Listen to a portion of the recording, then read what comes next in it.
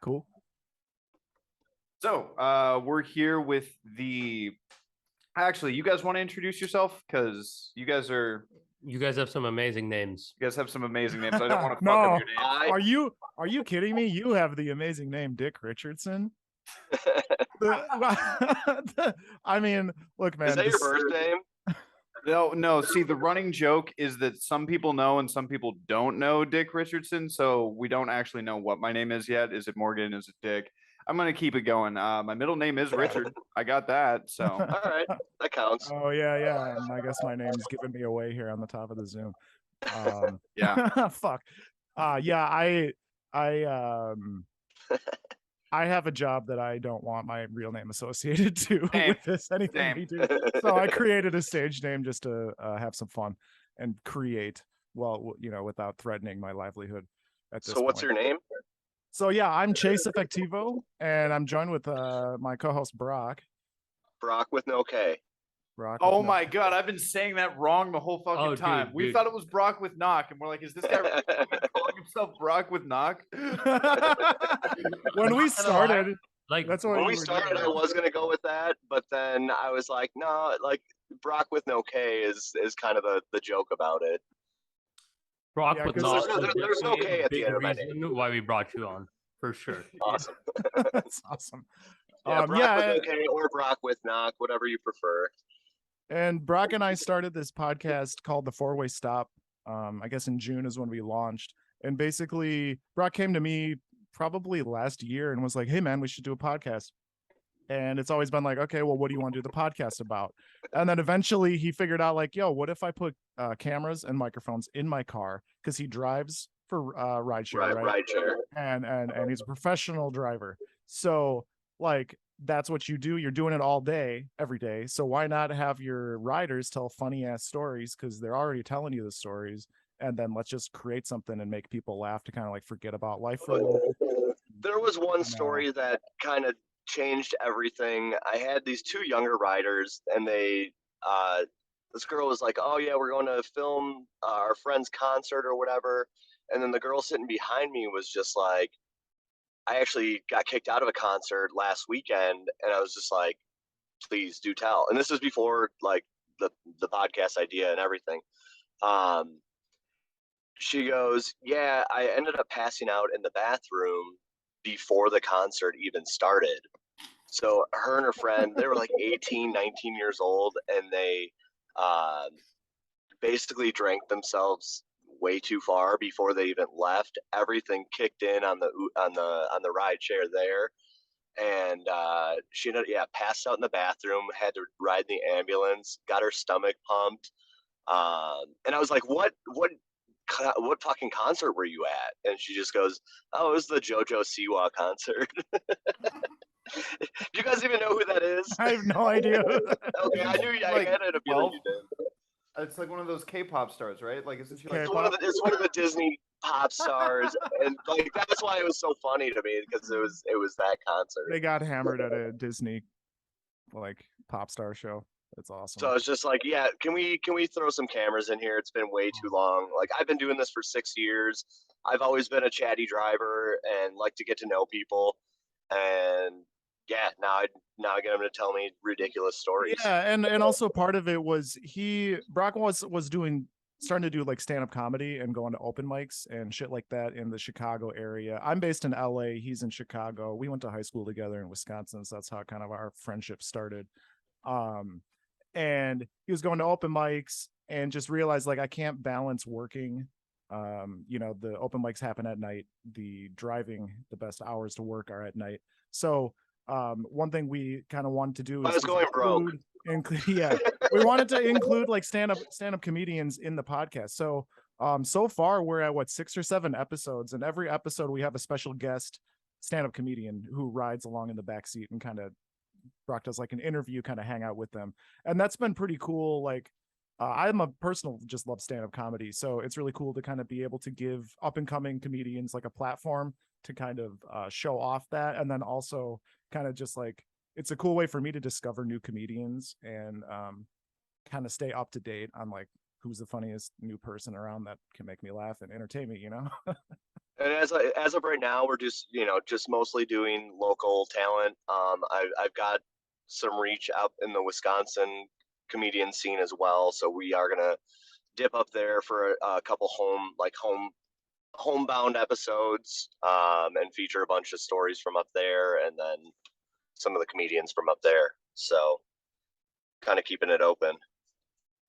So you guys are like a brand new podcast, then if you only have like 6 or 7 episodes. Yeah. Mm-hmm. Wow. Like we literally just started recording. I think we started testing in like middle of May, Yeah. Oh wow. Yeah. but it's been was like- nonstop. All of June was kind of like we kind of like to have a backlog of stories recorded so that we don't have to stress every week about like the ones he recorded this week, edit them, then edit our commentary over it, get a stand-up comedian guest. We kind of like record, I don't know, we probably had 30 or 40 stories recorded before we even started. So we had I always tell people to, like, if I know we're gonna use their story, I'm like, keep an eye out in like 3-4 weeks for your episode. But listen to anyone, because if it's good enough, we might push it up, or if it comes in line with the kind of theme of the episode, well, it'll get pushed up. So Yeah. So what I'm dying to know is like, so I was in a car wreck in December, and I Oh, popped. shit. awesome. Yeah, I popped my country cherry. I hit a deer. It was great. So Hey, there we go. Oh, all Watch right. out for deer. So I Ubered, ride shared, lifted for about 3 months, and sometimes when I had a fucking driver go a little off the deep end or go a little left field, I'd start recording just for the fun of it. Now I would Oh, never yeah. post them as podcasts. It was more just for shits and giggles. But so Absolutely. how do you get consent? How do you be like, hey, so you're on a podcast right now? Like, because I don't know. I feel like there's a lot of people who just like fuck right off and run away from you. So the very first day that we had everything set up, I came in with kind of a hot take where I was like, "Hey, you just got stuck at a 4-way stop," and like a couple people were like, "What's going on?" And so after that, I realized kind of take a backseat approach. And now when they get into the car, I just go, "Hey, just to let you know, if you see the cameras and microphones, nothing's recording, but we do this podcast where we get the writers to try and tell us their funniest stories." And then I show them that we have a prompt list with a bunch of different topics that they can, just to hopefully spark a memory that brings a good story. Today we had a lady. I misjudged her by her cover when she was getting into the car. I was like, nope, no way. And she told a pretty funny story about how when like scammers call, how she messes with them. So like, I thought that was hilarious. You gotta keep an eye out for that one. Nice. Yesterday we had an accidental anal story. That was a fan of that one. I just want to say a question for you guys. How'd you come up with that prompt list? And like, I guess, when did you guys decide, a prompt list would be a good idea? And like, how'd you arrive on what's on there? Very early on. So originally we were kind of thinking about doing like, I'll just conversate with the writers, and we'll pull whatever we can to make a good podcast. I realized very early on that was like more during like the test recording even. It just like, it wasn't gonna work. I think a day or two into it, I was like, dude, we need to prompt them, or this is never gonna do anything. Some of the things that are on here, and probably the most popular topic that we get is oops, I crap my pants. Which is surprising that it met as many people that they want to talk about that. Everybody, once that was on the prompt list, and I like to think of it as like a living document. We adjust the prompt list as we like think of new ideas, or maybe, well, we take them off if they're not, they're not hitting. But I think they're just generic. They're just generic like situations that happen to everybody, more or less. In my peak alcoholism, feel free to use this one. I used to go around and ask people, hey, what do you do in the bathroom? And then, because it's kind of like get the initial shock, but then followed up with, when someone knocks on the door in the stall, what do you do? And, that never missed. everybody would always respond to that, and sometimes people actually gave decent responses. What do you do in the That's back? not a bad one, yeah. Yeah, feel free. Yeah. Nice. So Dead and Company was in Chicago a couple weeks ago, and Never heard of them. so I was like, oh, they like to, psychedelics all the way. So I added that time I did mushrooms. That was a good one. We got a good first time acid story out of that prompt. Some of the other ones: stupidest injuries, worst roommate, roommate revenge, vacation nightmares, best fight stories. Viva Las Vegas, that's a good one. We've had a couple good ones on there. And Chase, what's your role since you're like across the U.S.? What do you? Obviously, you said you edit it, but what else do you like? Yeah. Zoom you in? No, I'm not involved at all in it. In terms of I'm just lucky to be here. No, I have Brock is what's the word? He's a guy who's into analog. Stupid. He's not a technology user. Like I work, my actual job is in IT. So I'm like a geek, kind of like tech oriented. I got like from synthesizers to like building computers, like I'll do all of that shit. And so I can press record. My background is in kind of just like audio, like music stuff, like producing music, mixing shit like that. For bands that I've been in LA, and just kind of I'm a musician over the course of my life. And so Brock's like, I want to do a podcast, but he doesn't know tech side of things. And so, I mean, I'm handling the production side of it, where I'm stitching everything together. He sends me the audio files, the video files. I stitch them together. I run the content, like the, whatever platform we push the podcast out through. I'm managing the graphics. I'm kind of doing all the social media stuff, and I'm kind of helping Brock, like, because we're both new to hosting podcasts and shit like that, and so we're kind of learning as we go, and kind of coaching Brock. Necessarily, like, I don't have any fucking experience to coach him, but like I'm editing his shit, and I'm like, bro, you suck. Like, can you stop stuttering and saying every other word? And so we're kind of like, I'm practicing my editing and getting more hours in the DAW, and he's getting his hosting hours, and we're just kind of like both learning as we go, and it's been pretty fun to kind of be. Improved. It's improved big time since we've started. Yeah, it's been a lot of fun. Yeah, we are actually the opposite. Jay is into tech, and he was living in SF while I've been just abroad, but he doesn't do much other than show up and push record sometimes. There you go. I don't even push record. He in fact pushes record. Yeah, that's not in the contract. Jay's contract is not push buttons. That's he does want to criticize the people I have on here, though. He'll be like, "Why the fuck did you get this guy? Why do you keep letting this motherfucker on here?" And I'm like, "Well, I mean, what the fuck?" I'll be happy to report that you guys will not be included in that list. Yeah, appreciate that. You guys have done a great job with us. It's really this one guy. It's really just this one fucking SoundCloud rapper guy. Oh, fucking pass him along. Let's get him on our podcast. Oh, please take him. We want him gone. Get him out of here. IQ points when you talk to him. It's great. He loves wrestling, and oh boy, he's great. Oh, my old drummer from my old band, he runs a wrestling podcast, so we should connect them. Oh my god, I should pass him up on that. That's hot. Absolutely. Yeah. Oh wow. So hold on. Who's the guy who's getting deported? Where is he? All right. So what's up with that? Your visa's expired or what?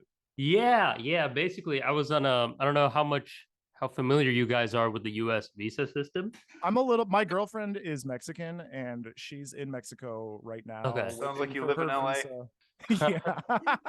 LA, Mexico, it's the same thing, right? Yeah, man. Well, you guys got me figured out. So we're waiting for we're basically waiting for the paperwork to finish from the American embassy right now, so she can return to the States. Her tourist visa just expired in January. I'm not sure. Did you have like a work visa? So wait, Chase, why don't you tell? Oh, sorry. Go ahead. No. You should definitely say your bit because it'll take me a minute. So yeah. Okay. Chase, you should tell him about your dog trying to get back to America. Oh man, okay. Oh no. You guys have pets? Not currently, but my whole life, yes. Yeah. So during the pandemic, I adopted a small, like a border collie mix. I think it's cut with like a Chihuahua or something nervous because it's very small. Border not like collie? Is this like a pun? I like where your head's at, dude. No, so she is just a tiny little dog. I had a bunch of obligations this summer. So I flew my dog to Mexico and left my dog with my girlfriend in Mexico while we wait for the visa because I've been going back and forth to Mexico every month, spend time with her. And it's expensive as shit to fly a dog. Like it's more than my plane ticket. Like having the dog round trip, every flight would be more than my tickets round trip. So I was like, fuck that. I'm going to just leave my dog in Mexico. And then when I'm done with my shit that I have to do, which is like traveling for work and shit like that. And once I'm done with that, I'll go to Mexico, retrieve my dog, extract her back to the States, hopefully bring my girlfriend with me. So every time I try to fly out of Mexico with my dog, the airlines, like they just say she's too big. And this dog like can easily fit under the seat in a carrier, and he can easily turn around in the carrier. And yeah, I tried like it was like 10 days ago, not this past week Monday, but the week before. I was in Mexico trying to leave, and the second time they were like, "Nope, you can't. We're not going to let you fly with your dog." And what's fucking crazy is like a few days before, I specifically went to the airport with the paperwork, with everything to clear it to make sure it would work.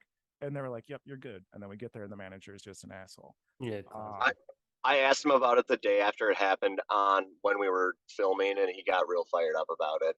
He did. He kept it pretty cool this time. Well, I'm, now I'm in like the depression phase because I'm like watching, media, and there's like a little dog, and I'm like, oh fuck, man, I like just wish I had my dog here, and I'm depressed about that. Fly Spirit Airlines. You crushed. Dude, I know, yeah, and I mean, I even bought the VIP seats so that I would have extra leg room to put the dog under the seat just in case, and they just completely, I don't know. Said fuck you.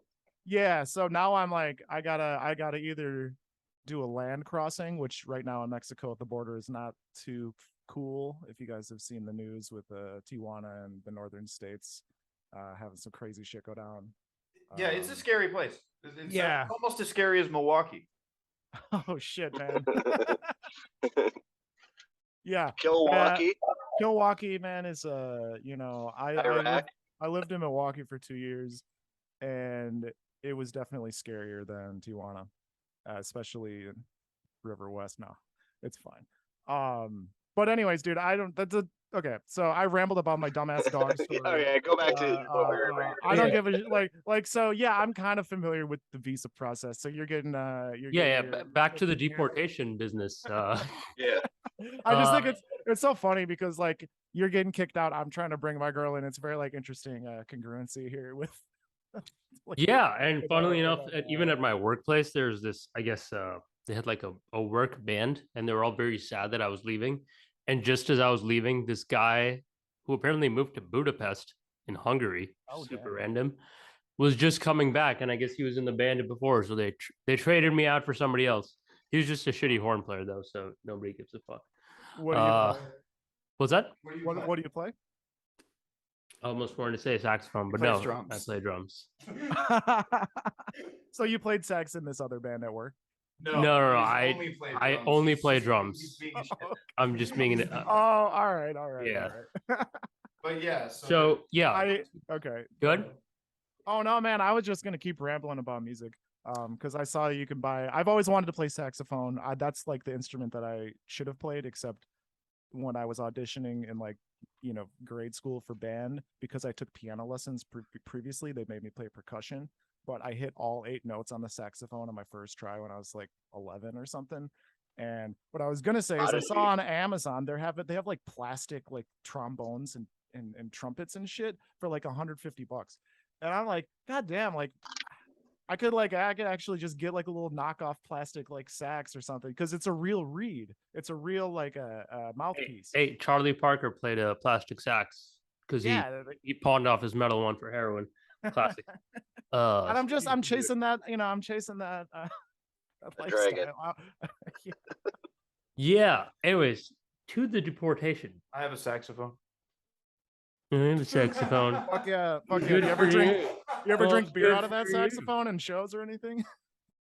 We're just gonna keep cucking his deportation I'm story. sorry. I'm sorry, Jay. Yeah. Maybe at this rate they'll never deport me. They'll never get to it, you know? Yeah, we're just gonna You Yeah, just maybe. keep stalling. Just keep stalling. Keep and they'll stalling. never kick you out.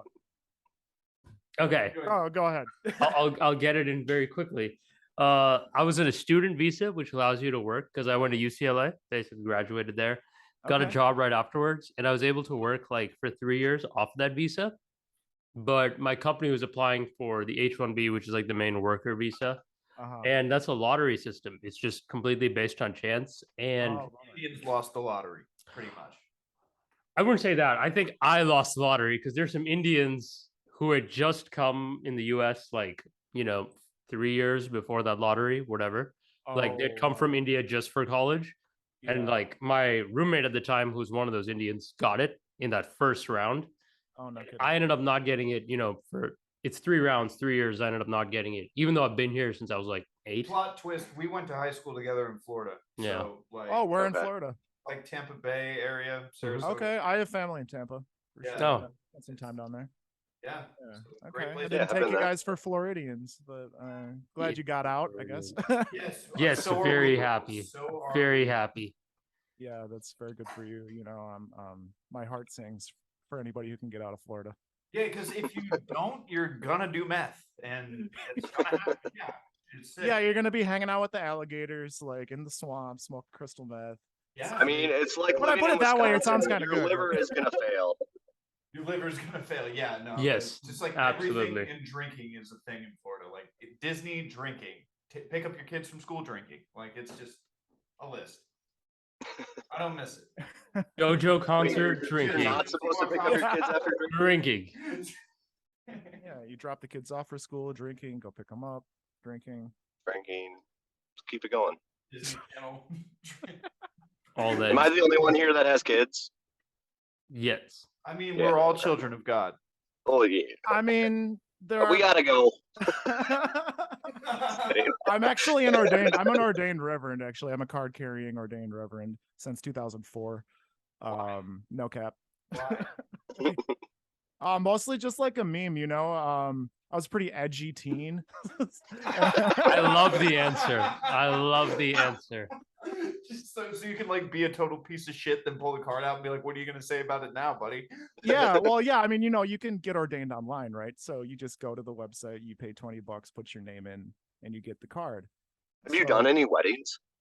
I trick married somebody in high school. That was pretty funny. She was like, well, now that I think about it, not too funny. She was a little slow, and I just like said a couple of things like tricky like, so that I was like, I don't know how I worded, but I was like, basically, do you take this guy Mike to be your husband? But the way I worded it was like kind of confusing. She's like, yeah, and I was like, cool, you guys are married. I'm an ordained minister, and she's like, what the fuck? Now I feel like I was just bullying her. I was looking Yeah. back.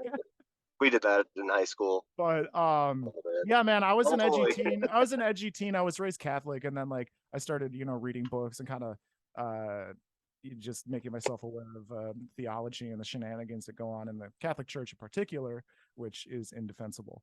And so I thought it would be really funny to trigger them by being an ordained, reverend at 16. Can you roll tax free now that you're an ordained reverend? Can you just like claim religious shit? I mean, you can't. The thing is, you have to be a church, right? You have to be a nonprofit or something like that in order to not, That's the next move. Create the Church of Four-Way Stop, and then you guys are a tax-free business. I've wanted to start a cult for a while, so maybe this is the avenue. I mean, I'm in LA. It feels right to kind of start preaching some, Scientology, best cult in the world. Most like Absolutely. thriving cult Absolutely. in LA. Yeah, I'm trying to poach some of the Scientologists into our new Poach 'em. way of. It's a way of thinking. It's not a cult, guys. The It's cult is it's gonna have a lot of movement. poop involved. Yeah, the poop. That's your cult. You're not invited into mine, bro. Yeah, we were both wondering about the butt stuff. There's a lot of butt stuff on your website. There's a lot of butt stuff you can come up here, like accidental Tons. anal. Like, is there something we're missing here? Are you guys hinting at something? Anything? No, not really. It's just what people are giving us. Butt Brock's stuff. trying. he's They're trying giving it you out. butt stuff. They're giving us butt stuff. You should I mean, send this to- Thank you. That was good. This is where we like demand more from the public. Like if we want to see change in society, we have to ask everyone to do better. Do better than butt stuff. Come on. Not No, you no, no. guys, but the people giving it to you. Just be like, hey, come you're on. right. Come on. You're right. Have you never done butt stuff? Like, I plead I'm the not fifth. sure. do I'm- better. Dude, there's nothing better, boys. Not There's my part. Just my butt.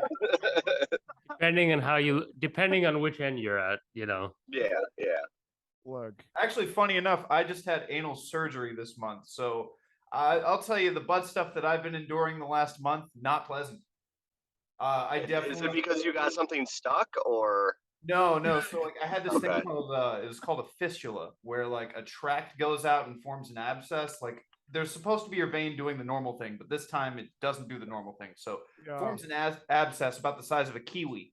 And I was like walking, I was like walking around with this thing, and then they drain it, and then they knocked me out, drugged me up, cut it open, severed it, and then I had to like this big open wound in my taint for like the last 3 weeks. God And damn. like I absolutely know how women feel on their period because every pair of underwear just blood, wet blood.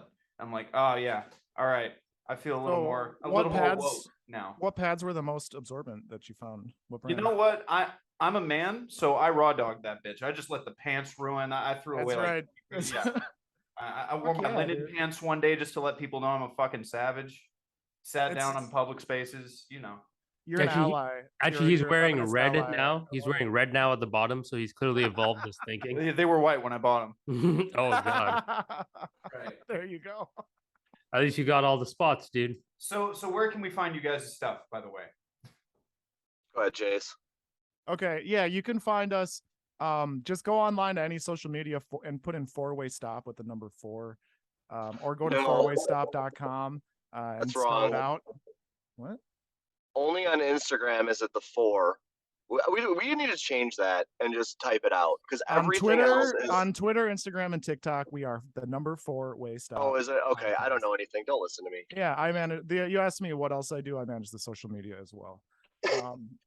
So Wait, so You can four-way- find me on Instagram at Brock with no K. wait, are you 4-way stop Lee Chen or are you 4-way stop with the stop sign? what are you looking on? Mm, You said on Instagram it's the number 4, right? 4-way 4. stop podcast. Podcast. Okay, so you're not Lee Chen. No. Okay, I found you. Yeah, 4-way Sorry. stop podcast, and that will be on You TikTok. actually I discovered think his real YouTube name. too. That's fucking. That's actually Lee Chen right there, dude. Listen. We're Yeah. gonna Try get to Lei hide Chen it. on the episode. What? I said we're gonna get her on one of the episodes. Lei Chen. Oh yeah. Oh, yeah, you we'll gotta reach get 'em. out. We'll reach Yeah. out. And yeah, so we're on there. We have a mailing list. We're trying to get people to join, and I just send an email like so you can directly hear when an episode drops. Yeah, we're just kind of, I mean, dude, we're so new. We're just trying to build like the base right now. We're just trying to get like in front of people and get people to just know that we're there. And also like, especially like the stand-up comedy angle is, I think really unique about it is there's an opportunity for people who are fans of stand-up comedy to discover kind of this like subculture that's bubbling in Chicago. And we're kind of getting a little bit of a slice of life with those comedians that Brock has met through his adventures into the stand-up comedy scene in Chicago. Yeah, Brock, are you still doing comedy? Or are you doing any open mics? So I'll pop in and do an open mic maybe every other week, just to stay fresh with the faces and recruit the other comedians, and just networking and trying to get them on. Yeah, I was listening to y'all's last episode with that musician guy. Was it like Hot he was Apollo or something? Hot Oh, Apollo? Hot He was- Apollo, man. Yeah, that was not normal. That was not a normal guest with us. he had, well, it was, you guys had an interesting conversation, which was basically like, how do you get discovered? How do you network when you move? You're talking about the Toronto music scene, and it's kind of like the same thing. You just have to go out and support people.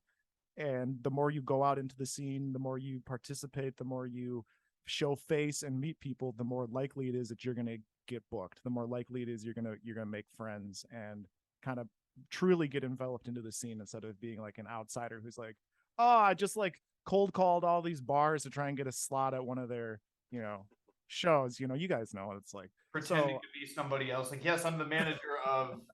Yeah. It's just way more effective to just show the fuck up, and because that's where the connections happen. It's all about who you know in this business. That's why they call you Chase Effectivo. Chasing the bag, baby. Effectivo. These networking stuff. Yeah, that was not a typical episode. We're usually funnier than that. Yeah, I thought it was I guess I related to it, just the conversation y'all are having. I appreciate that you got something out of it. That's what it's all about. We this week's is we talked to the head of a Trump club and city council member in Florida. So that was also hell yeah. Yeah. The thing is, it's kind of disappointing. The only things that are kind of cool is like he talks all over us and then says really bold statements like he's drinking the Trump Kool-Aid. So like so hard. He's drinking it so hard. I mean, this is the Not Soft podcast, right? So yeah, see, we didn't even tell the name of the podcast. We just said we're doing a podcast. So he just came hard as fuck, ready to roll for Trump, baby. Apparently Oliver North is on his podcast, and I'm like, no shit. Yeah, I know, but like, yeah. I mean, it's a name that name. Hey, he's able to get names I recognize. Sexy, right? Yeah. Sexy, right? Yeah, exactly. The conservatives probably love that. They're probably all over that. Yeah. So we're almost done with these guests. I think we've got like 2 more. One of them's actually interesting. He was like a negotiator / FBI negotiator. FBI cancer survivor. Oh. Too. But after we're done with that, we're going back to fucking something else. We're going back to crazy stories about how I killed 40 people on a boat, or how he became the world's strongest man. We're gonna get back to being funny. Indian man. Yeah, because it's hard being funny talking to such a diverse crowd. Yeah, absolutely. I think Brock probably can relate to that. Yeah, I guess last question would be like, how many people do you try and do this podcast with, or like how many recordings do you have that are just shit, that are like, you know what, that's really not funny? Or like, how many people cross a line and it's like, wow, didn't realize that was going to take a turn for the racist? Like, yeah. I haven't really had anything that's like turned like that.